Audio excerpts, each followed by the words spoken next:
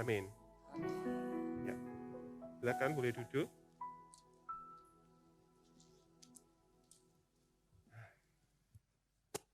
Shalom Volunteers. Oh, gak ada suara. Shalom Volunteers. Ya, kakak senang sekali hari ini. Ya, kakak berdoa kalian dalam keadaan yang luar biasa. Ya, siapa yang di sini bersuka cita hari ini? Wah, semuanya bersuka cita. Coba kakak tanya, siapa yang punya masalah hari ini? Wih, gak ada yang punya masalah. Ya, meskipun kakak kalau ditanya siapa yang punya masalah hari ini? Oh, saya. Terus siapa yang bersuka cita hari ini? Saya juga, meskipun punya masalah, tapi bisa tetap bersuka cita. Kenapa? Karena kita punya Tuhan yang baik. Ya, kita punya Tuhan yang besar, Tuhan yang luar biasa, yang tidak pernah meninggalkan kita. Siapa sih yang di sini nggak punya masalah? Siapa sih yang di sini nggak punya kesulitan? Siapa sih yang di sini nggak punya tantangan misalnya? Atau tidak dalam keadaan krisis? Adakah yang gitu? Biar difoto. Ada yang nggak punya masalah? Yakin? Ya nanti pulang nanti tak tanya, tak wawancara nanti ya. Ya, setiap orang itu pasti punya. Yang nggak punya masalah itu adalah orang yang sudah mati. Ya, orang mau mati pun punya masalah. Masalahnya apa? Oh nanti mau dikubur di mana? Tapi kalau orang sudah mati, dia sudah nggak ingat apa-apa. Tapi setiap orang yang hidup itu pasti punya. Anaknya kakak masih playgroup, dia punya masalah. Masalahnya apa? Dia harus mengerjakan tugasnya dari gurunya, ya, dengan susah payah. Misalnya dia mewarnai lama, terus ada yang kecoret dikit, aduh, langsung kayak mau nangis gitu. Ya, setiap kita itu punya masalah, apalagi mungkin di usia kalian. Sebagian besar mungkin masalahnya adalah sekolah, biasanya gitu. Ya, siapa yang di sini sekolahnya sulit? Ya, siapa yang di sini bersyukur kalau sekolahnya sulit? Ya, harus angkat tangan. Kakak waktu di CG Kids, ya, kalau anak-anak CG kakak itu tanya gini, siapa yang di sini mau didoakan? Oh ya kak, saya mau didoakan. Doakan apa? Kak, aku mau ujian supaya ujiannya gampang. Kakak jawab apa? Nggak bisa kakak doa supaya ujiannya gampang. Justru kakak doa supaya apa? Supaya ujiannya susah. Nah gitu kan, kaget. Loh kok malah ujiannya dibuat susah?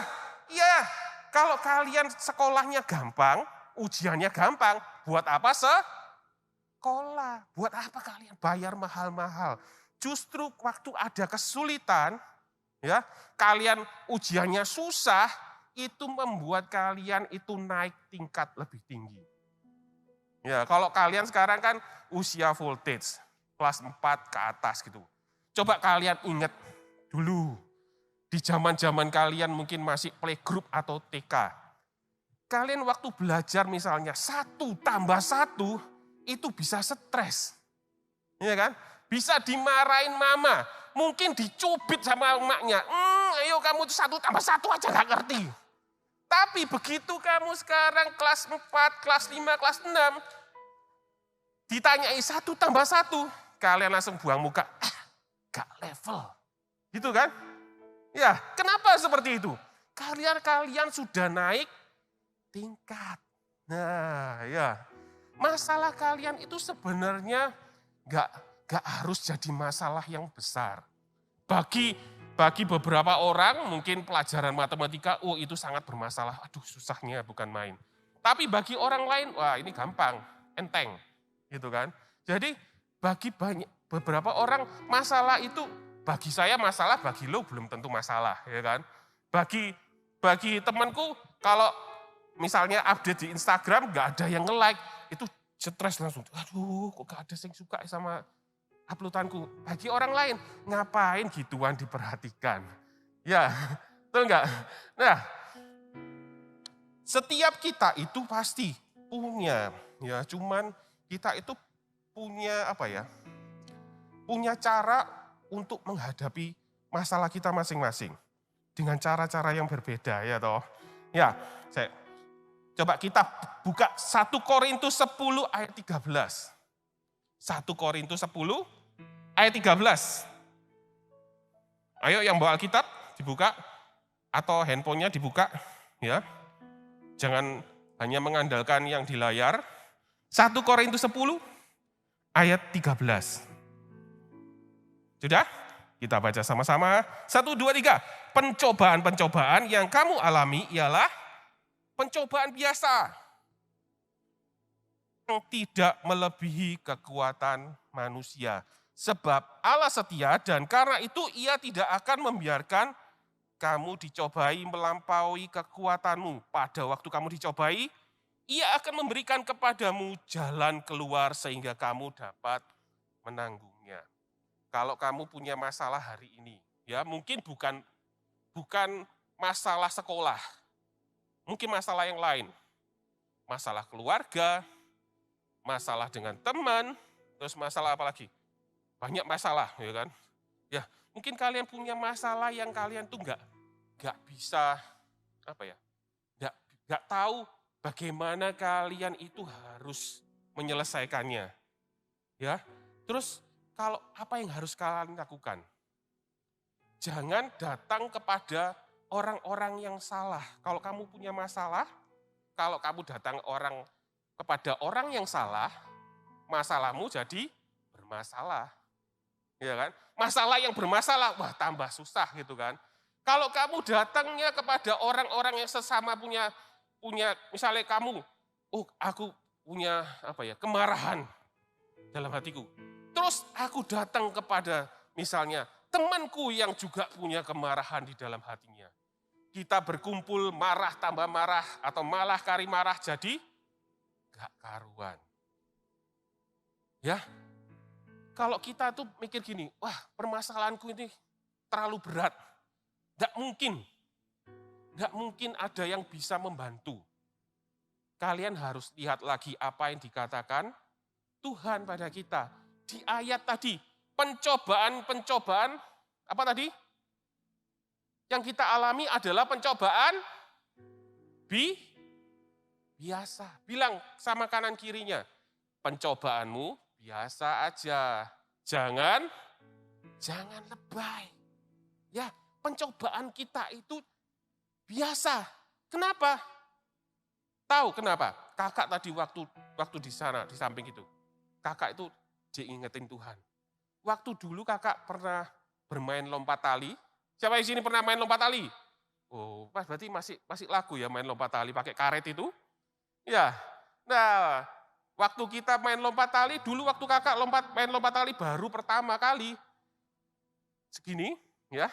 Terus ada temannya kakak gini, waduh ini gak bisa lompat ini pasti. Ya, dulu kakak kurus, bukan seperti sekarang.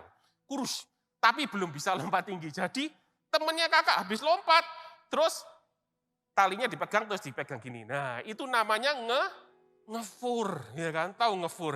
Yaitu Tuhan itu ngefuri kita. Kalau kita mengalami masalah hari ini, kita mengalami kesulitan hari ini, bilang pada dirimu, itu biasa aja. Ya, bilang biasa. Tidak akan melebihi kekuatanmu. Karena apa? Tuhan itu ngefur. Sudah bikin lebih pendek supaya apa? Supaya kita bisa lewat. Gitu kan? Ya, Tuhan itu ngefuri kita. Pendek gini bisa lewat. Atau waktu sedada gini, karetnya sedada, Tuhan ngefuri, Tuhan lewat dulu. Terus, ayo silakan. Gitu. Ya, jadi ketika kita menghadapi masalah, tenang. Yang pertama kalian harus tenang. Apapun masalahnya. Tenang dulu, jangan keluar komentar dulu. Misal contoh, kamu dibully sama teman. Marah toh? Mulutnya tutup dulu. Tenang. Kenapa? Ketika kamu baru menghadapi masalah, terus hatimu enggak tenang, ya biasanya apa yang keluar? Ucapan yang tidak baik. umpatan, atau kamu bales balik, gitu kan. Jadi bully-bulian, akhirnya kamu dibully, bukan cuma kamu dibully, kamu membuli. Ya, ketika kamu menghadapi masalah, apapun, pertama apa? Tenang. Kenapa kok tenang? Karena kata Tuhan apa? Itu biasa aja. Jangan membesar-besarkan masalah. Jangan membesar-besarkan pencobaan. Tahu pencobaan itu dari siapa? Ayo, dari iblis. Jadi ketika kamu mengalami sesuatu yang tidak menyenangkan, jangan pernah keluar dari mulutmu. Itu dari Tuhan. Salah. Ya, jangan kita sesat. Karena pencobaan itu dari iblis. Ya, terus juga pencobaan itu keluar dari siapa? Dari diri kita sendiri karena kita menginginkan sesuatu misalnya. Ingin diakui, ingin tampil keren. Jadi ketika temanmu bilang kamu nggak keren, langsung sakit hatiku, ke jantung, ke tulang mungkin, sampai ke kaki. Ya, pencobaan biasa. Terus, kenapa kok kita itu bisa tenang? Kita balik lagi ke ayat tadi. Ya, pencobaan yang kamu alami ialah pencobaan biasa. Yang kedua, pencobaan yang kamu alami itu tidak akan melebihi kekuatanmu. Sebab Allah itu setia. Nah, tahu artinya setia? Setia itu dia tidak akan meninggalkan kita. Dia akan selalu menemani kita. Bukan cuma menemani kita, dia selalu menolong kita. Dan jangan lupa dia selalu ngefor kita. Ya, kalau iblis itu kasih tantangan tuh segini, Tuhan langsung pegang seret, turun, lewat. Enak kan? Menghadapi masalah, pertama, tenang. Ya, kemudian apa? Datang sama Tuhan. Ya, gak perlu kalian cerita kanan kiri, ini lo, si Budi, atau si Budi, oh sorry Kak Budi ya, sorry. Misalnya, si Jago, si Jago itu nuakal, waduh.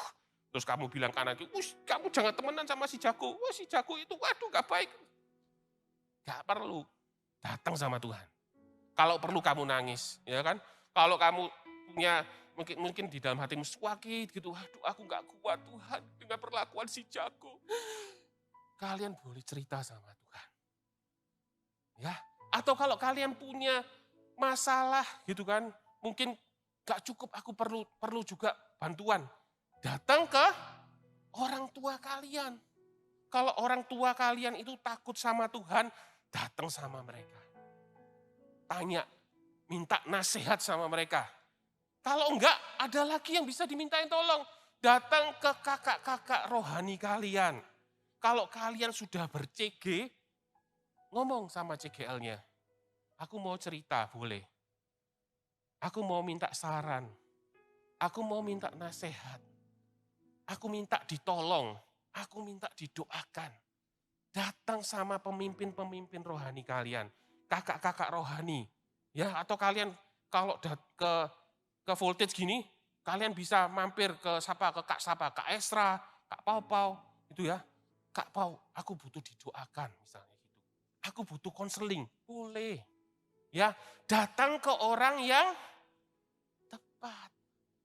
Jangan sampai kita melakukan ini loh. Biasanya apa yang kita lakukan adalah kalau kita nggak mau ketemu masalah ini, aku mau dihindari. Masalahnya dihindari. Ya, boleh nggak menghindari masalah? Nggak boleh. Kalau kamu menghindari masalah, kamu bakal ketemu itu lagi. Contoh ya, di sini kan sekarang musim hujan. Nah, misalnya rumah kalian bocor. Hujan, bocor. Terus karena bocor, ambillah ember. Kecil pertama. Tapi hujannya lama, ember lebih gede. Wah, udah beres gitu kan. Kalau sudah bocor, ya sudah. Kan habis hujan berhenti tuh. Enggak bocor lagi. Ya sudah, enggak bocor, ya sudah, biarin. Terus Besoknya hujan lagi, bocor lagi. Aduh, kok bocor sih? Apa yang harus kulakukan? Ya sudah, ya biarin aja. Nanti kan kalau musim kemarau nggak akan bocor kan? Betul nggak? Kalau musim kemarau bocor nggak? Nggak. Tapi kalau kamu biarin itu, next musim hujan, bocor lagi nggak? Bocor. Harus dihadapi. Jangan dihindari. Masalah itu harus dihadapi. Gak boleh ya di escape, melarikan dari masalah.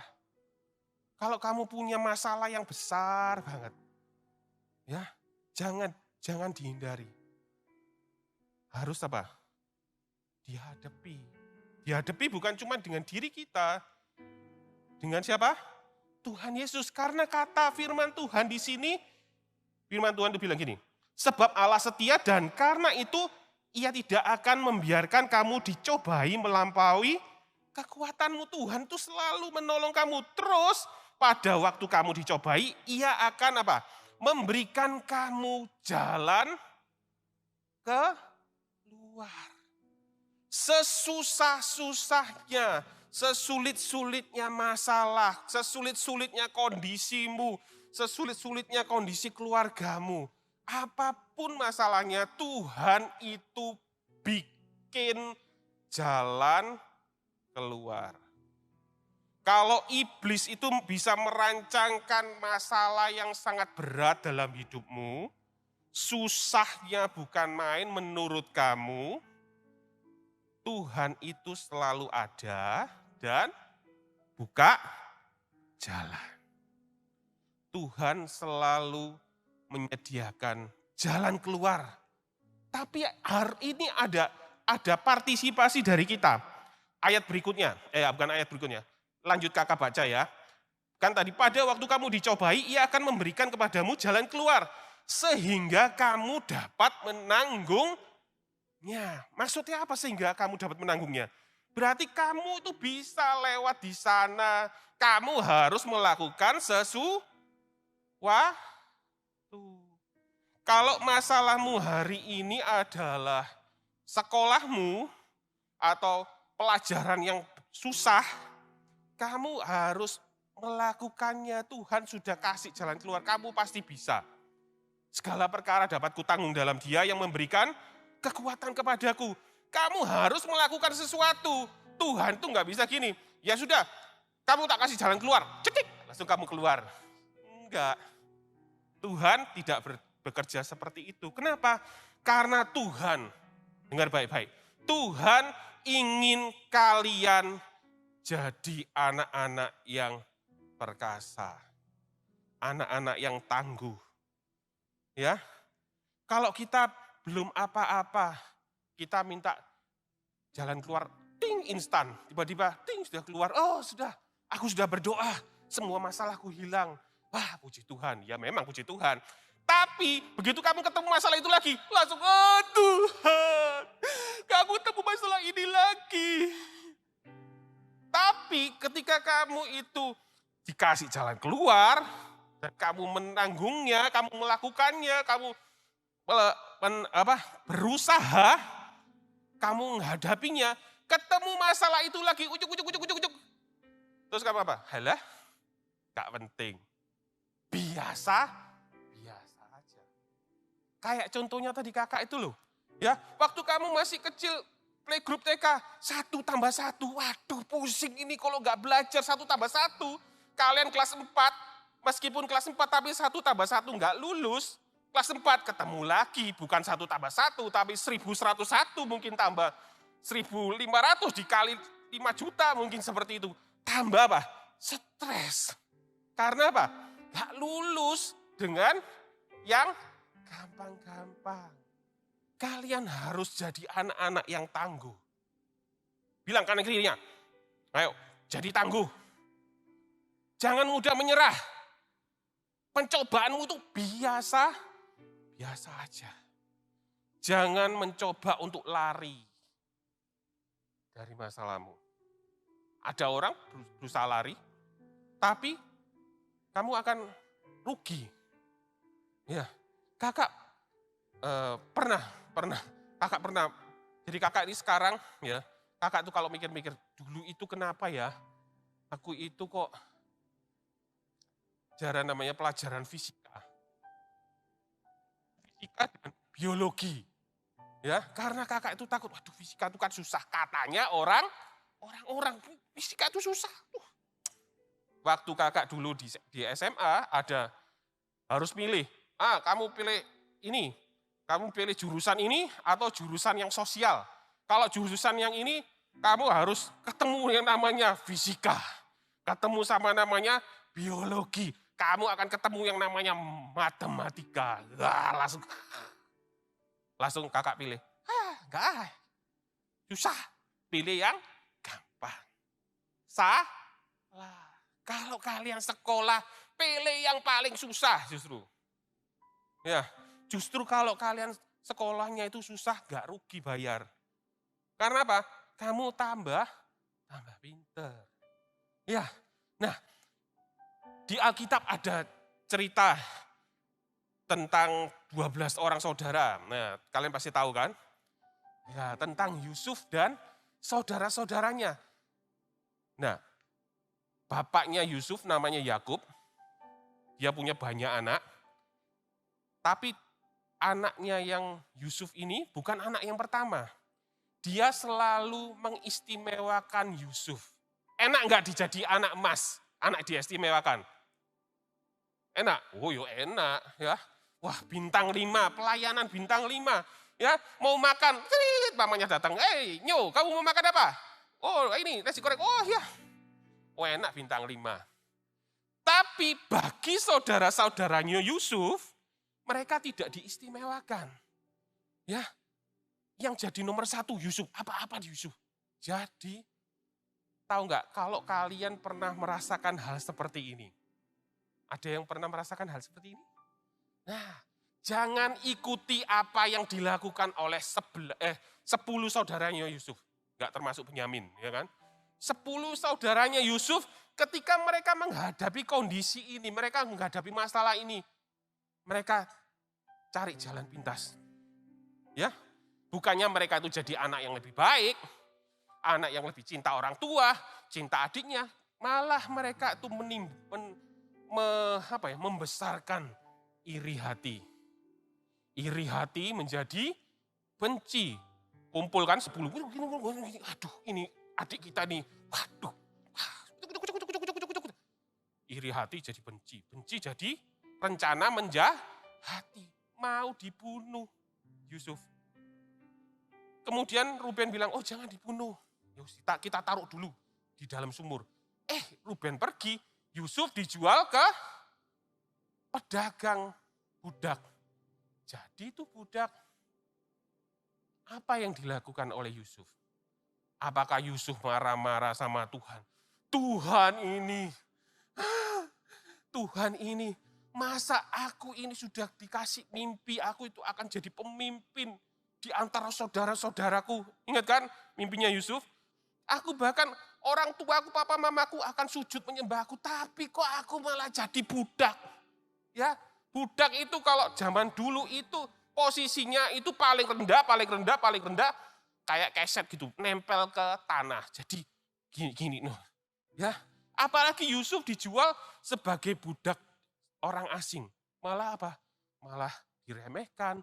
Siapa sih ini disuruh-suruh kerja keras, kerja kasar, mungkin juga ditendang, gitu kan. Kalau kalian jadi Yusuf, itu jadi masalah mungkin buat kalian. Ya, gede banget. Kalau kakak aja, iya ya kalau Tuhan, kalau aku jadi Yusuf itu, aduh mungkin aku juga gak kuat. Ya, tapi Tuhan itu tuliskan di Alkitab ini, supaya kita belajar dari dia. Tuhan itu sudah kasih mimpi, Tuhan kasih visi. Loh kok malah Yusuf jadi budak? Kalau kita sendiri mikir, wah tambah gak mungkin dia mencapai visinya. Gak mungkin dia itu bisa jadi orang yang besar yang dihormati sama keluarganya. Kalau dia sekarang jadi budak. Tapi Yusuf gak gitu. Yusuf melakukan bagiannya. Ya, dia datang sama Tuhan. Dia tahu apa yang dia alami hari ini bukan karena kesalahannya loh. Bukan salahnya Yusuf. Dia tahu bukan kesalahannya. Dia nggak protes tuh, dia nggak pakai mulutnya untuk apa? Marah-marah sama Tuhan kayak bangsa Israel. Dulu waktu keluar dari Mesir, marah-marah terus sama Tuhan. Bersungut-sungut menyalahkan Tuhan. Yusuf nggak pakai mulutnya kayak gitu. Kalau kita itu punya tenaga untuk marah-marah, kalau kita itu punya tenaga untuk ngomongin orang, kalau kita itu punya tenaga untuk membuli orang lewat media sosial, mending kamu pakai tenagamu untuk apa? Hadapi masalahmu. Lakukan sesuatu. Yusuf dijual sebagai budak, ya, kemudian dia bekerja di rumahnya Potifar. Dia pakai tenaganya untuk apa? Bekerja dengan baik. Rajin, sabar menanggung segala sesuatu. Mungkin dihina pertama, diremehkan. Aduh, ini orang apa? Ya, bukan bangsaku. Aduh, gak bisa apa-apa pasti. Tapi Yusuf membuktikan dirinya. Dia akhirnya dipercaya oleh Potifar. Ya, dipercaya jadi Potifar bilang, sudah urusin semua rumahku, semua bisnisku. Aku tak tinggal leyeh-leyeh aja. Mungkin Potifar tinggal duduk-duduk, terima duit, kering. Yang kerja siapa? Yusuf. Yusuf sudah posisinya enak. Nah, kemudian apa? Dimasuk no penjara lagi. Waduh. Ya, mungkin kalau kita pikir, waduh posisiku sudah enak, wah sudah lega. Ya, kesulitanku berkurang. Tiba-tiba datang lagi, masalah datang lagi. Kayak Yusuf itu. Ya, sudah enak-enak. Ya. Datang lagi di penjara. Bukan karena dia bersalah, tapi karena apa? Dia difitnah. Masuk penjara. Mungkin enggak orang yang jadi budak, orang narapidana bisa apa ya? Bisa jadi orang yang terpandang, yang dihormati sama saudaranya, yang dihormati sama papa mamanya. Gak mungkin bagi manusia. Tapi mungkin Yusuf itu mungkin dikasih hikmat sama Tuhan. Sehingga apa? Yusuf bilang, alah ini pencobaan biasa. Tidak melebihi kekuatanku. Itu yang dilakukan Yusuf. Dia setia, dia sabar menanggungnya, dia melakukan sesuatu, dia mengerjakan bagiannya. Akhirnya Yusuf ceritanya apa? Diangkatlah Yusuf menjadi wali negeri di Mesir. Yusuf itu bukan orang Mesir. Gak mungkin jadi wakilnya Fir'aun. Yusuf itu juga gak sekolah. Dulu bangsa Mesir adalah bangsa yang pinter. Bisa tuh. Ya, di akhir cerita Yusuf, saudara-saudara, apa yang jadi mimpinya Yusuf itu jadi kenyataan. Kenapa? Karena Yusuf pegang. Mungkin Tuhan sudah ambisi ayatnya sebelum ditulis gitu kan. Sebelum ditulis di perjanjian baru, mungkin Tuhan sudah bilang, ini pencobaan biasa. Ya, tidak melebihi kekuatanmu. Aku itu setia. Aku akan menyertai kamu. Jangan takut. Aku sudah ngasih jalan keluar. Ayo kamu keluarlah dari situ. Ya, voltagers. Kalau kamu punya masalah, Tuhan itu punya jalan keluar untuk kamu. Jangan lari dari masalahmu. Hadapi. Ya, kalau itu masalah itu keluar karena kesalahanmu apalagi, hadapi. Sudah, terima. Kalau itu memang kesalahanmu, ya sudah. Terima aja. Enggak apa-apa. Tapi kalau itu bukan kesalahanmu, hadapi. Jangan lari. Jangan sampai kita itu pernah berpikir, aduh, enggak ada lagi yang bisa menolong aku. Aku malu mungkin, aku malu sama dunia ini, dunia Instagram maksudnya. Ya, aku malu sama teman-teman di Zoom-ku yang nggak pernah ketemu itu. Aku malu ketemu tetangga atau sama saudara. Aku tak pergi dari dunia ini. Misalnya gitu, mau pikir bunuh diri. Ya, jangan pernah lari dari masalah kita. Kenapa? Karena Tuhan sudah menyediakan apa? Jalan keluar. Kita tinggal keluar bersama dengan datang sama Dia. Datanglah kepada Tuhan. Tersungkur kalau perlu kamu bersujud. Tersungkur, Tuhan, aku punya masalah yang besar, Tuhan. Ngomong aja sama Tuhan. Ya, firman Tuhan bilang gini, datanglah padaku yang letih lesu dan berbeban berat. Ya, aku akan memberikan kelegaan padamu. Kalau sampai Tuhan itu, kalau kamu merasa, aduh susah, hidupku susah, kondisiku jelek sekali, buruk banget, berlutut, datang sama Tuhan. Kalau kamu lihat di keluargamu, mungkin kamu lihat kondisi keluargaku kok kayak gini Tuhan. Kok seperti ini, mungkin ekonominya atau kondisi hubungan antar anggota keluarga. Berdirilah untuk keluarga kalian. Siapa lagi yang mau belani? Ya, siapa lagi yang mau belani keluarga kalian? Kalian datang sama Tuhan. Jangan lari. Ya, kalau kamu datang sama Tuhan, kamu hadapi. Kamu akan naik ke tingkat yang lebih tinggi. Ketika kita itu naik ke tingkat lebih tinggi, kita akan tahu, ternyata masalah kita biasa-biasa. Tidak melebihi kekuatan kita. Amin. Yuk kita bangkit berdiri. Yuk.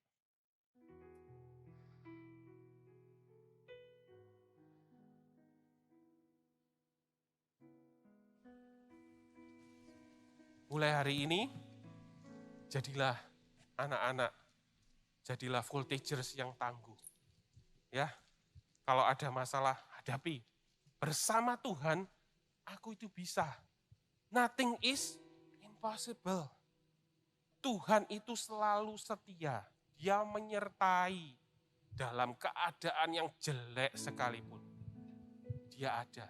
Dan Dia akan menolong kita. Ya. Ayo kita naikkan pujian ini untuk Tuhan. Kita mau datang sungguh-sungguh. Kalau kalian mau ngomong sesuatu sama Tuhan, ini waktunya. Ya. Datang sama Tuhan.